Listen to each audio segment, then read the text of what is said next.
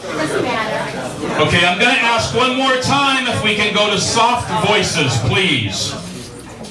Recess is over. Thank you. Okay, the next question. What is your official stand on energy independence? What changes, improvements would you institute to allow a pipeline through Mass? Of course, we know that they kind of both differ there. And well, I guess since you differ, what would you do in place of it? And what do you think it would take if you don't like it to get you on board? So we'll start with Mark first. So on energy independence, I guess the more we're independent, the more I stand for it. I mean, that's a no-brainer. I guess that's the reason why gas prices are down, because we have more domestic oil production. We're not relying on foreign sources of oil. It's a great thing for our independence. It's also a great thing for our economy.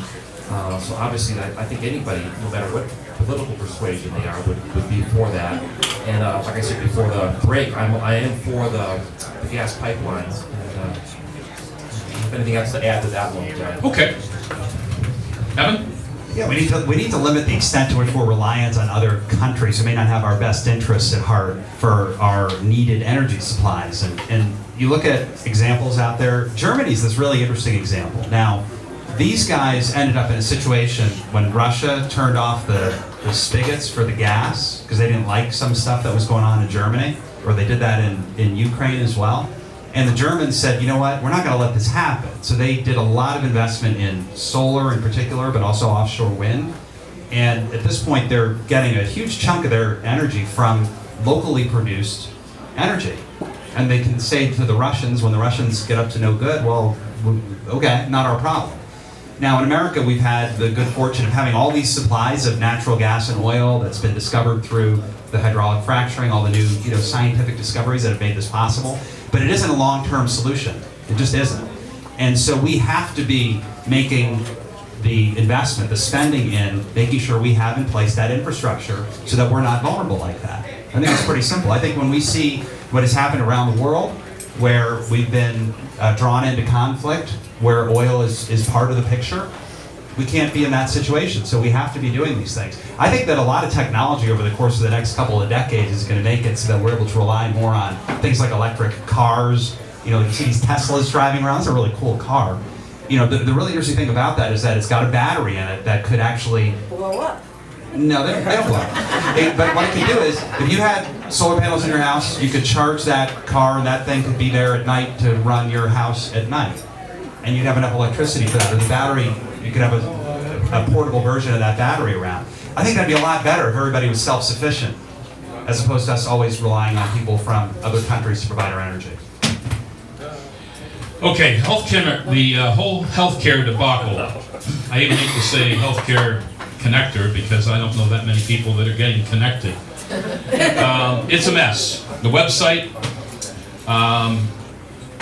hundreds of millions of dollars have been spent on who knows what, because we still really don't have a federal or a state website that really works well. It was working much better before either of the two parties who recently got involved, but we'll set that aside.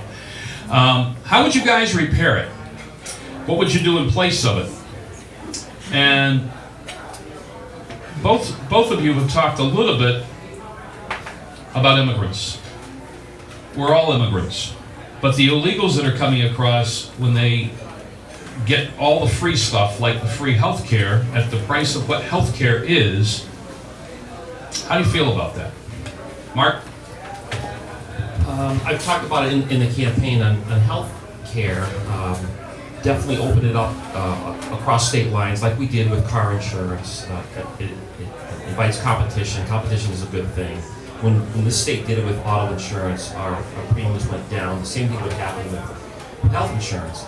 The second thing I advocated for is health insurance in line with car insurance. We all have car insurance, but we don't use our car insurance for the regular purchases of gas and oil and tires and wiper blades and tune-ups. We use it for catastrophic things. Like, when our car is involved in a collision or there's some sort of vandalism, comprehensive care, something like that. I would say, let's have health insurance that way. And under the Affordable Care Act, there actually is an option for catastrophic coverage. What does that do? It allows the individual, when I go for either a checkup or a procedure, I don't know what the cost is. And I don't think the provider knows what the cost is, at least the person I'm talking to across the window. They bill the insurance company bills me. I know well after the fact, my statement of benefits, what it cost me. Maybe my premium goes up the following year and so forth and so on. Because there's this middleman of the insurer who's involved with every aspect of my health care, that's why healthcare costs keep going up and up and up and up. But with catastrophic care, if I only use that middleman for catastrophic things, I then have the choice to go in and I create the competition because I'll know then and there what that price is. And before I decide to place my dollars with that provider, I'm going to go somewhere else. And maybe I will place it with a provider whose cost is a little bit higher, but because they're offering some other type of service. But this is my choice. And I'm going to drive it, and that competition will keep costs low. So opening it up across state lines increases competition. Having health insurance in the same lines as auto insurance for catastrophic things, not the regular everyday type of thing, would increase competition and drive costs down. And then the last thing, in the campaign, a lot of the candidates, maybe most, maybe all except for one or two, thought that healthcare was a right. I said no, healthcare is not a right. Healthcare was a right. Why does the federal government give us a penalty if we don't exercise that right to buy it from them? Right.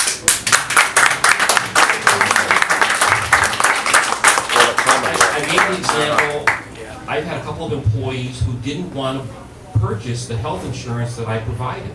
For them, their personal choice of happiness did not consist of health insurance. For me, it does, but you can't have a blanket situation like that. If health insurance is a right, then what else is a right? You know, an in-ground pool, a 3-car garage, a 6-pack, whatever it might be. No, these all fall under. The Declaration of Independence tells us we have this God-given right to pursue happiness. And it's our choice to pursue happiness. And maybe for some of us that involves health insurance, maybe it doesn't. But if the government takes away our God-given right to pursue happiness, then the government imposes happiness. And you will be happy with government-imposed health insurance, and if you're not, you're going to pay a penalty for it. This is where we are in the United States of America now. This is not a communist country. This is the United States of America. I was told today, I couldn't believe it, I'm assuming it's true, but in North Korea, citizens cannot have the same first name as the leader. You can't. And they were telling me, I couldn't believe it, that they all have to have the same haircut as the leader. I guess guys like me would be accepted for, This is ridiculous. But yet, our government says you will have health insurance provided by us, or you have to pay a penalty for it. Anyway, that's my take, John.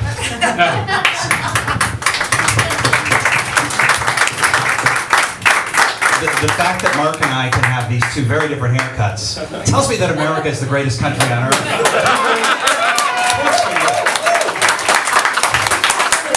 You see? That's what I'm talking about.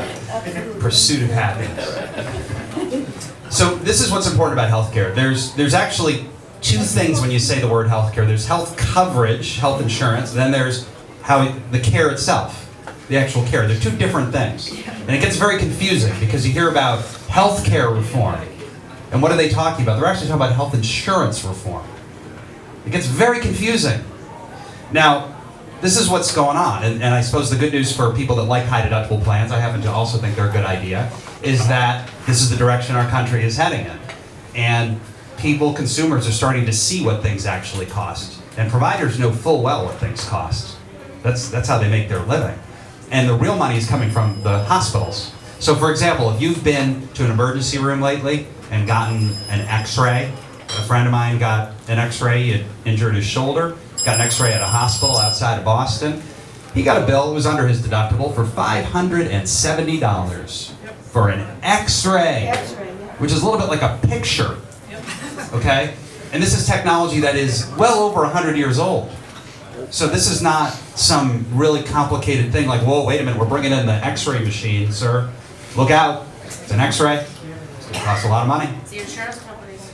But the insurance company's not sitting there, it's the hospital that's doing that. This is the problem. Now the insurance companies are working closely with the hospital. And by working closely, I mean kind of in bed with the hospital. I had a friend of mine, his parents live in a sort of rural community, and they had a community association that was trying to cull a deer population in the neighborhood.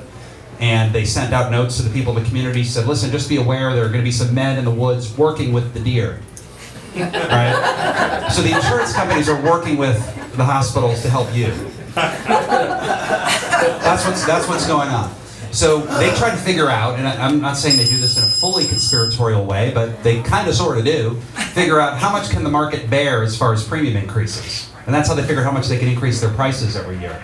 There's no other conceivable way that an x-ray can cost $570. There's no other conceivable way that someone can go to the hospital and find it can get an aspirin for $75 that you could just go buy in a store. This kind of stuff happens all the time because of the profiteering.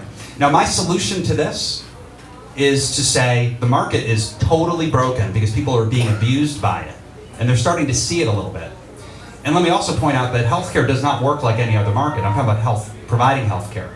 If you had, God forbid, cancer, and someone said to you, you can go to a community hospital in whatever town you live in, or you can go to the Dana-Farber in Boston, and I told you that the Dana-Farber costs $30,000 for your cancer treatment, but it's only $5,000 in your local community, I think most people would say, geez, that Dana-Farber must be pretty darn good. And I got cancer and I want to be cured of it. This is sort of the way that people tend to think about healthcare, especially if the insurance company is paying for the whole thing. If the insurance company told you you're better off at that local hospital instead of going to the Dana-Farber, the insurance company told you, hi, I'm from the insurance company here to help you, you don't believe them. So what's wrong is the way that this is set up, which is that they can charge whatever they want. So what I propose is something they've done in other states like Maryland, where you build what's called a fee schedule, and the government requires that everybody live by those same rules. They can make a profit, these hospitals, they're businesses, and you give the money to the hospital. You say, look, end of the year, here's your money for the next year. Do whatever you want to do. You want to fill your beds every night? Go for it. You want to figure out ways to do public health and work with people in the community to keep them out of the hospital? You can do that too, and you'll make money that way. They should be making their money off of keeping people well rather than waiting for them to show up sick. But our model is based on keeping people sick. So that needs to change. It won't happen until we elect new people. Okay, the last part of that One quick thing, John. Just Sure. Evan had mentioned we're both like high deductible plans, low premium, high deductible plans. The insurance companies provide these plans, but for example, I have that type of situation at my work, and I pay more than 50% of the lower premium, but I pay 100% of the deductible. But we cannot get quotes from the majority of healthcare providers, insurance companies I should say, because I pay 100% of the deductible. And at first it took me back, and I asked my broker to explain that to me, and what she said is this: the insurance companies know that you're paying more than 50%, in this case 100%. If one of your employees has a decision to make about elective surgery or some sort of elective care, they will be more willing to go and do it if you're going to foot the bill for it and pay 100% of the out-of-pocket cost. And the insurance companies know that, and they don't like that because that's less money in their pockets. So these insurance companies will not provide us a quote unless I sign a form to say I will not pay more than 50% of my employee's deductible. These are companies that tell you in their advertisements and everything that they're providing for your health care. Right. They're providing for big profits.